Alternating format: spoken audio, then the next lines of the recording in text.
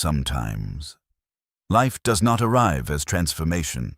It arrives as interruption, not with thunder, not with dramatic music. Only a quiet moment that changes everything, one ordinary morning. And suddenly the person beside you leaves. One phone call, and years of work disappear. One appointment, and the body begins speaking a language you never expected to learn. The future that once felt visible becomes impossible to imagine. And for a moment, nothing makes sense. You stand inside your own life but cannot recognize it. Not because the world ended, but because the story you were living inside no longer exists. And perhaps what hurts most is not losing the thing itself, but losing the version of yourself that believed it would always remain. At first, pain rarely feels meaningful. It feels unfair. It feels personal. The mind begins searching immediately. What did I do wrong? Why now? Why me? It replays conversations, examines choices, builds invisible courtrooms inside the heart, because uncertainty is difficult to bear, and suffering without explanation feels unbearable. So we resist. We distract. We hurry to become positive. We search for spiritual answers before allowing ourselves to feel human grief, because somewhere inside, we believe that if life hurts, something must be broken, something must be corrected, something must return to how it was before. But life does not always return. Sometimes, life removes the ground because another way of standing is waiting underneath. Most of us have been taught to think of darkness as the enemy, something to escape, something to outgrow, something to survive as quickly as possible. But look closely. The seed disappears before becoming the tree. Night arrives before the stars can be seen. The caterpillar dissolves before wings appear, and perhaps human transformation is not so different. Perhaps darkness is not absence. Perhaps darkness is preparation. Not every collapse is punishment. Not every ending is failure. Sometimes, life breaks the script because the script has become too small for the soul. And maybe, the question is not, why is this happening to me? Maybe the quieter question is, who am I becoming through this? Because there is a kind of light that only appears after certainty disappears. A softer light, less ambitious, less dependent on perfect outcomes. A light that no longer says, I will be happy when life finally obeys me, but whispers, I'm still here even while life changes. And slowly, without announcement, something begins shifting, not outside, inside. You stop asking how to return to the old version of yourself and begin wondering whether the person standing in these ruins might be meeting themselves for the first time. Perhaps light was never waiting at the end of darkness. Perhaps it was being born inside it all along. There is something few people say aloud. Deep change rarely begins when life feels easy, not because ease is wrong, but because ease can become invisible. Days repeat, roles repeat, thoughts repeat, and slowly, we begin calling familiarity a meaningful life. We stop questioning, stop listening, stop noticing, until something arrives that interrupts the rhythm, a goodbye, a failure, an illness, a season that does not ask permission. And suddenly, what once felt normal becomes impossible not to see.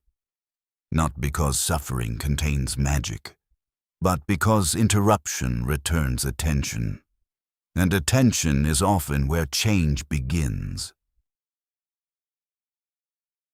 Pain has a quiet way of simplifying things. Things that once felt urgent begin losing weight.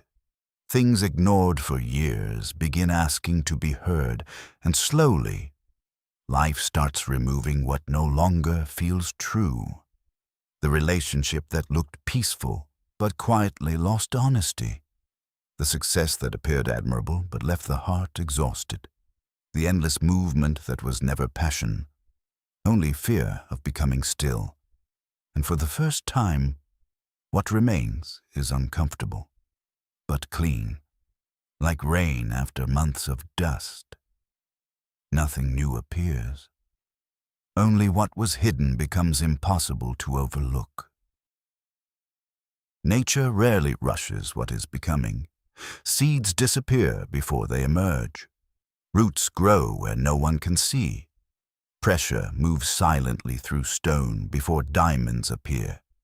Even stars, their light begins inside collapse. Perhaps life has never been obsessed with preserving form. Perhaps life trusts transformation more.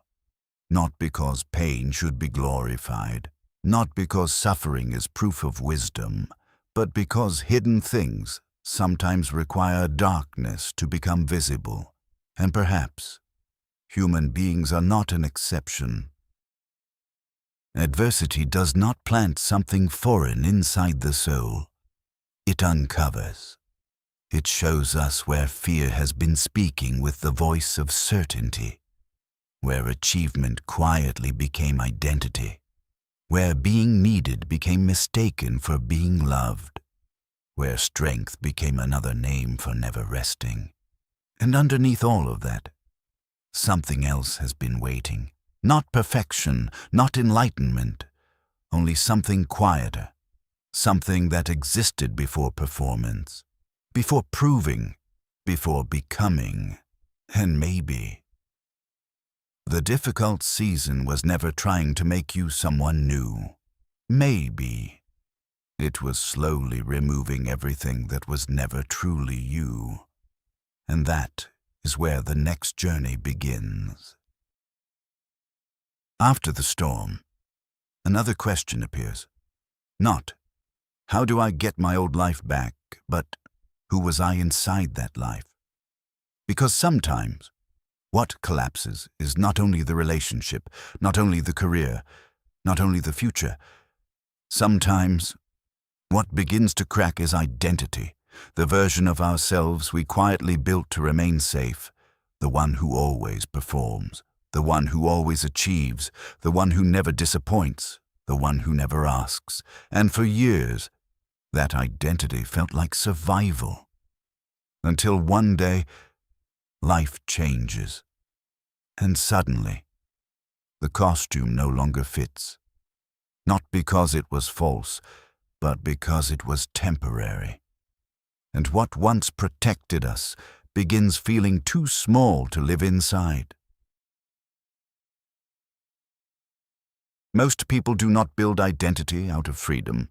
They build it out of adaptation, to be accepted, to be admired, to avoid rejection, to stay necessary, to stay safe. So slowly, or without realizing, we begin collecting masks. The successful one, the strong one, the spiritual one, the helpful one, the intelligent one. And over time, we stop wearing them. We become convinced they are who we are, until life removes one, a job disappears, a relationship ends, the children grow up, the audience leaves, and suddenly, a frightening question appears. If I am no longer this, who am I? At first, the collapse feels unbearable, because losing identity can feel like disappearing. Without the role, there is emptiness. Without achievement, there is silence. Without approval, there is uncertainty. And the mind tries to rebuild quickly. Find another goal, another title, another version to become. Anything, except standing inside the space where identity used to live. But perhaps this empty space is not absence.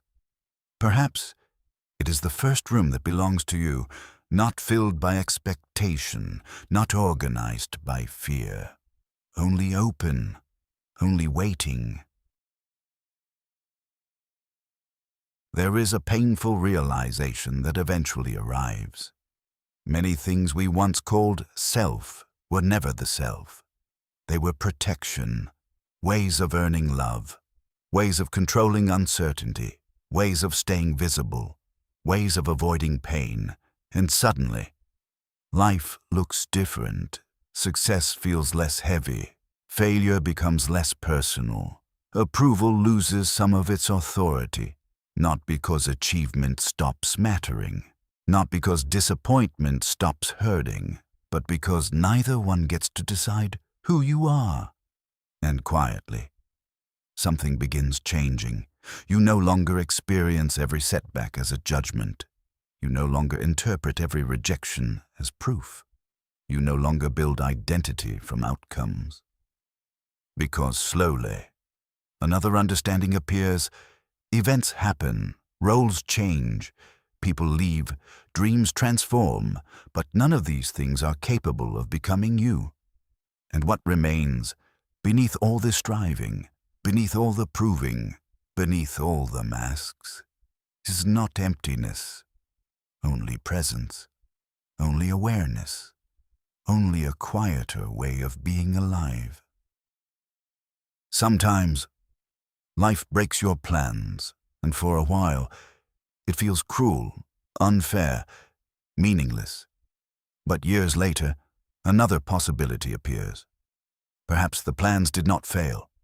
Perhaps they belong to someone you are no longer becoming, and maybe what hurts is not losing the future.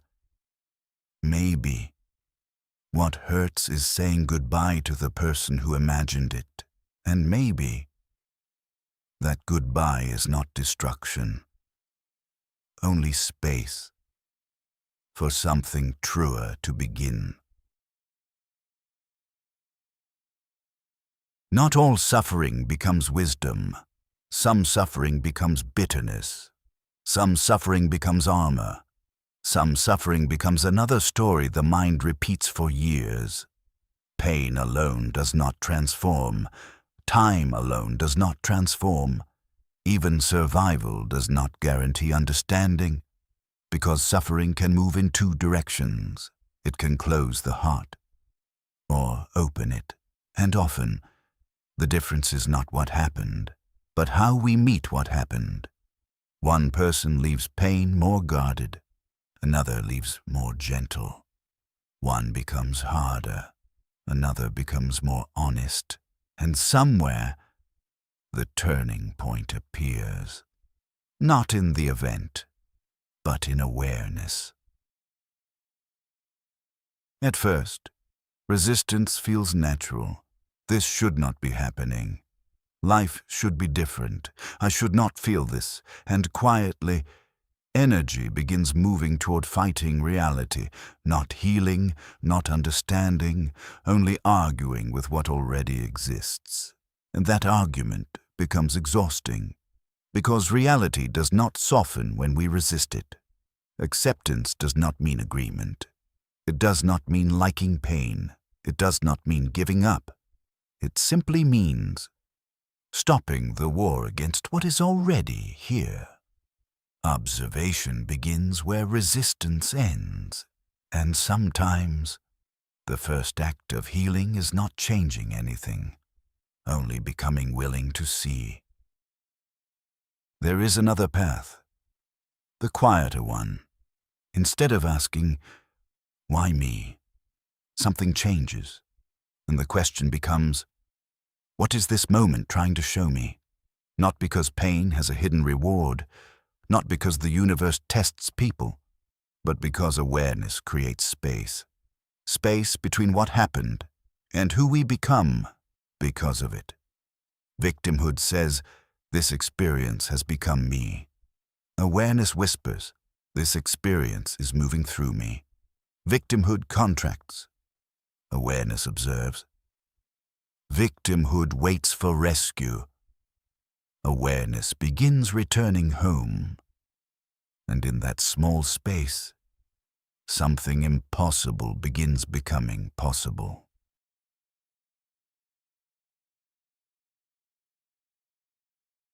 Imagine gold entering the fire. The fire does not hate the gold. It does not punish it. It does not ask the gold to become something else. The fire simply reveals.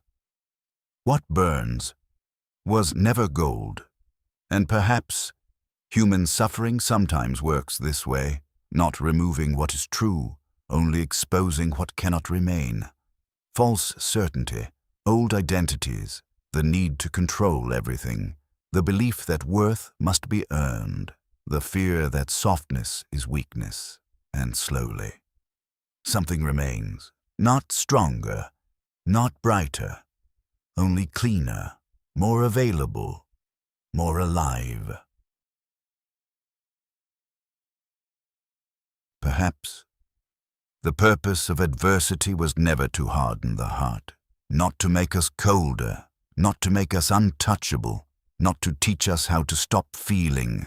Perhaps its quiet invitation was always different, to become less defended, less afraid of uncertainty, less dependent on who we thought we had to be, and more capable of staying open even while life changes. Because a purified heart is not a heart that never breaks. It is a heart that breaks and still remembers how to love. There comes a moment, quietly, when something unexpected happens. Not outside, inside. The situation has not fully changed. The uncertainty remains. The loss is still real. The body may still be healing. The future may still be unclear. And yet, something feels different.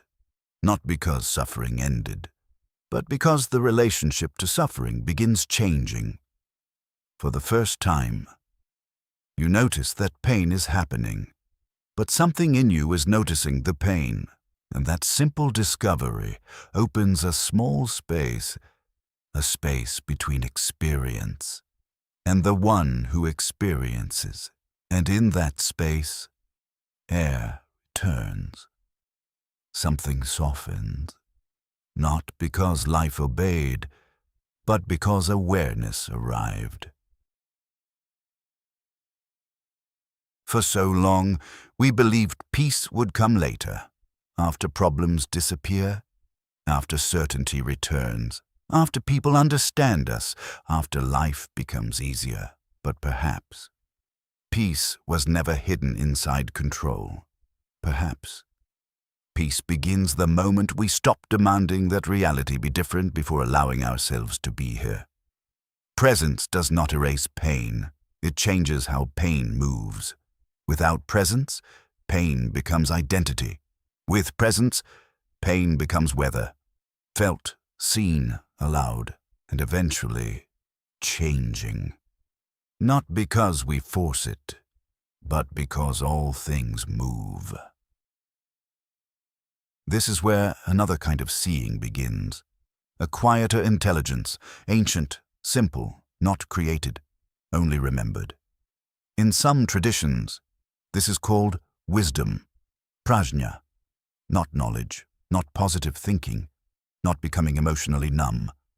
Prajñā is seeing clearly, seeing fear without becoming fear, seeing sadness without becoming sadness, seeing thoughts without believing every thought, like sitting beside a river, watching water move without needing to jump into every current. Nothing is rejected, nothing is held, only seen. And strangely, what is fully seen begins changing by itself. Perhaps the deepest light was never excitement, never certainty, never permanent happiness. Perhaps it is this, remaining available to life, even now, even here, being able to feel fully, without drowning, to love, without possessing, to act, without controlling outcomes, to rest, without earning it, to meet uncertainty, without turning it into fear. Not because pain disappeared, but because awareness is larger than what appears inside it. The sky does not resist clouds. The ocean does not resist waves. And awareness does not resist being human. And maybe this is the quiet truth that adversity was trying to reveal all along. The deepest light does not come from mastering life, not from perfect plans, not from finally becoming untouchable. It comes from seeing clearly, seeing that life changes, seeing that identity changes, seeing that emotions move, seeing that nothing can stay, and still remaining open, still loving, still breathing, still here. And perhaps that is what awakening is, not escaping darkness, but discovering that something inside you has always been capable of holding the light. Years later, sometimes nothing extraordinary happens. No dramatic breakthrough, no final answer, no perfect explanation, only an ordinary moment. You are washing dishes, walking home, looking through an old photo, and suddenly, without warning, you remember. The version of yourself who once believed life had ended, the one who cried for what disappeared, the one who begged for things to return, and quietly, you realize you survived. Not perfectly, not elegantly, but completely enough to arrive here. And for the first time, instead of asking, "Why did this happen?" another question appears. What did this season make possible? And slowly, connections begin appearing. The breakup, not because it was beautiful, but because it interrupted a life that had become too small. The failure, not because failure is meaningful by itself, but because it redirected energy towards something more honest. The loss, not because losing should be celebrated, but because it softened places that certainty once kept closed. And suddenly, what once looked like destruction begins looking more like redirection. Not better, not easier, only different. And strangely, that difference changes everything. There is a kind of gratitude that arrives late. Not the gratitude people perform, not the gratitude that denies suffering, not the gratitude that says, everything happens for a reason. No, this gratitude is quieter. It says, I would not choose that pain again, but I cannot deny that something in me became more human because of it, more gentle, less certain, more alive. And perhaps that is enough, not to justify the wound, only to honor what grew around it. Sometimes we suffer twice. First, because life changes. Second, because we insist that the old chapter should have continued, but eventually, something relaxes. We stop asking why that door closed and begin noticing what became visible because it did. People we never would have met. Versions of ourselves we never would have discovered. Ways of loving we never would have learned. And quietly, the story changes. Not from tragedy to victory, but from tragedy to meaning. Perhaps some chapters feel like endings only because we cannot yet see what they are beginning. Perhaps the dark room was not abandonment, only germination. Perhaps the closed door was not rejection, only redirection. Perhaps the season that emptied your hands was creating space for a different life to arrive. And maybe, one day, without forcing gratitude, without rewriting history, you will look back and whisper, I understand now. Not why it happened, but why I could not become who I am without walking through it. And now, for a few moments, there is nothing to solve, nothing to improve, nothing to understand, only this moment. Allow your body to settle where it already is. Let the shoulders rest a little. Allow the jaw to soften, not because tension has done something wrong, only because, for this moment, it no longer needs to hold everything. And slowly, notice breathing, not changing it, not making it deeper, only noticing that breath has continued through every chapter of your life. Every joy, every fear, every beginning, every ending, and still it arrives again and again. Now, very gently, allow yourself to remember something that feels difficult in your life right now. Not the biggest pain, not the deepest wound, only something your heart has been carrying. Do not analyze it, do not fix it, only allow it to appear. Maybe it arrives as an image, maybe as a feeling, maybe only as heaviness. And notice how quickly the mind wants to move away, to explain, to control, to improve. And for this moment, what if nothing needed changing? What if you simply allowed this experience to exist? Now imagine you are sitting inside a quiet forest at night. No path, no destination, only trees, only stillness. At first, everything appears dark, unclear, uncertain, and perhaps a small part of you wants to leave, to find light, to escape.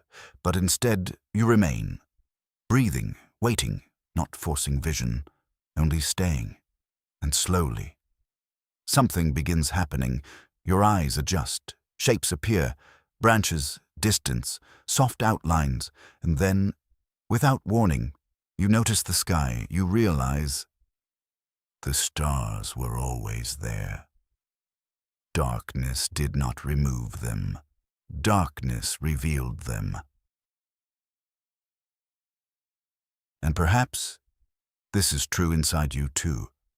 Maybe the difficulty you carry, the uncertainty, the sadness, the unanswered questions do not need to disappear tonight. Maybe they only need a little more space. Notice there is pain, and there is also something that notices the pain. There is fear, and there is also something that notices fear. Thoughts move, emotions move, memories move, but awareness remains, open, silent, unharmed, like the sky, allowing weather, like the ocean, allowing waves. Nothing rejected, nothing held. And now, slowly, return attention to breathing. No need to become transformed. No need to leave this meditation as someone new. Only notice, you stayed. You remained present. You allowed yourself to be here. And that is enough for today. Perhaps the light you seek is not waiting at the end of the darkness. Perhaps it has been quietly forming inside it, like roots beneath winter, like stars inside night, like breath inside silence. And before you leave, carry this with you. Every star you have ever loved was born in darkness. Perhaps the same is true for you.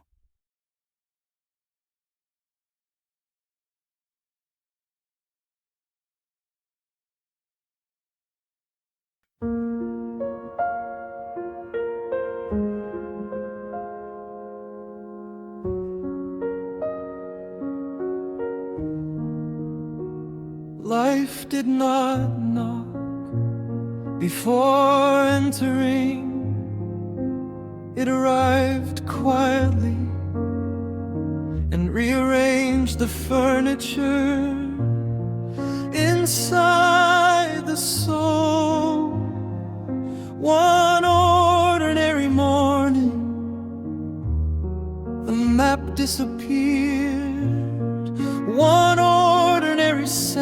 sentence and the future. Forgotten my name, I stood among invisible ruins, holding pieces of the person I thought I would always be.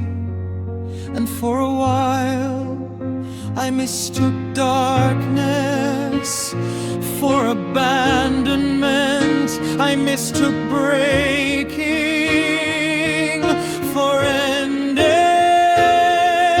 But seeds disappear before becoming trees, and stars begin where collapse meets fire.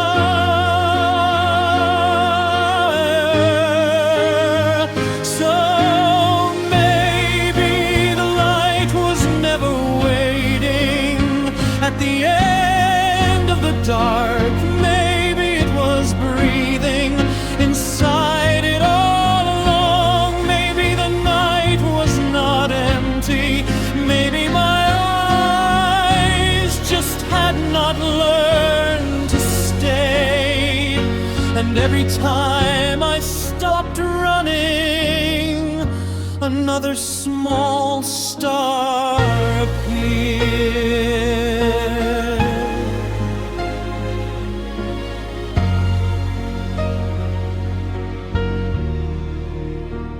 Pain did not arrive to make me stronger.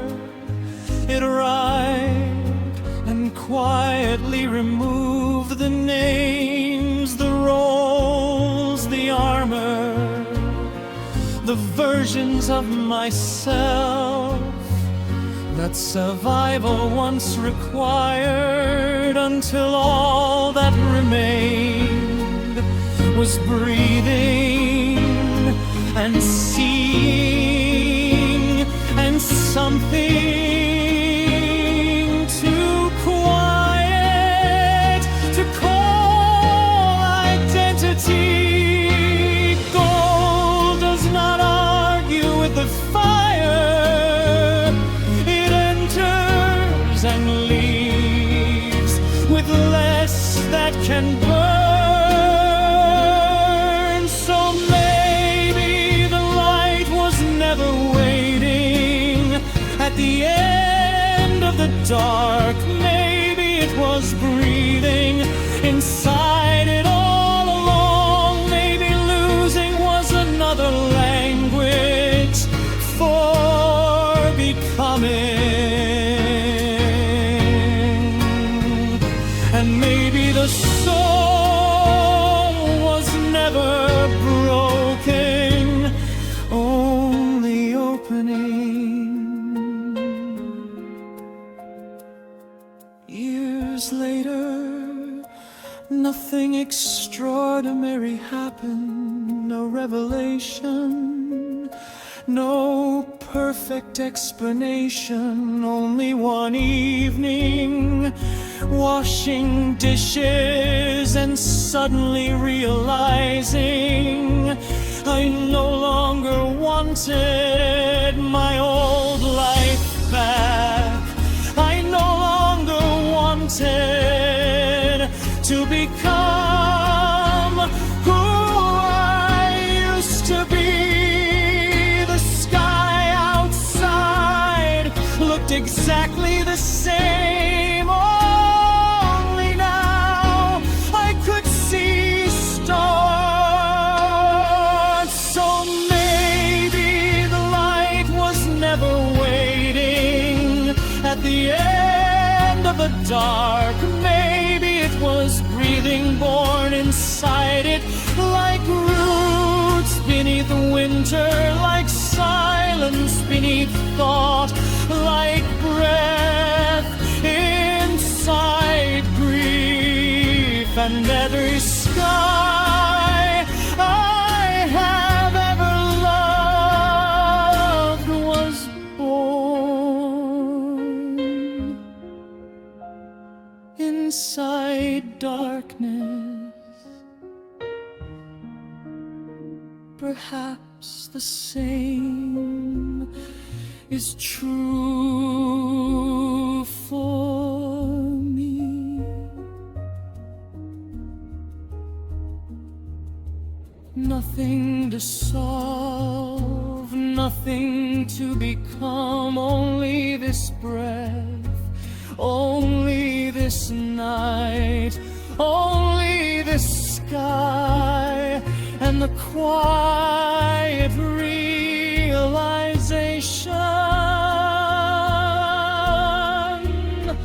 I survived long enough to see the stars.